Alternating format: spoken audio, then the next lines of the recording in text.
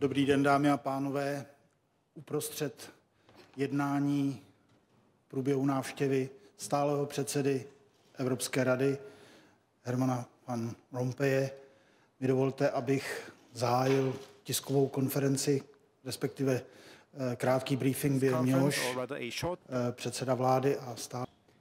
Prime Minister Fischer and I have just had a very interesting discussion, and we continue the discussion also with the delegation of the Czech Republic government after this press conference. We talked about the most urgent issues on the EU agenda, securing economic recovery and taking the international climate change negotiation forward.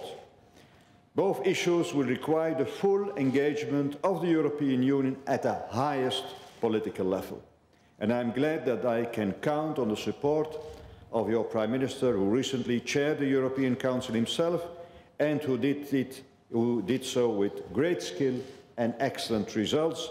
Amongst the achievements, one can name the successful launching of the Eastern Partnership Initiative and the European Economic Recovery Plan.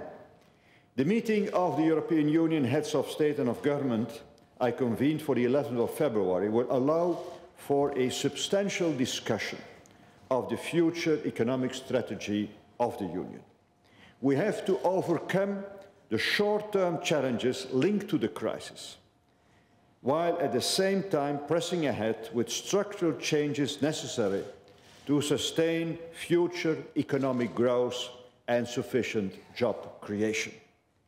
Europe has a unique social model. But let me be clear, if we want to preserve our European way of life, we need higher economic growth and more jobs in the Union, and we have to keep up with the other major economies in the world. I'm convinced that we can do so, provided we recognize the magnitude of the challenge and are ready to take decisive action. And to do so under the guidance of those who have the highest responsibilities in their countries. That means the members of the European Council, prime ministers and heads of state.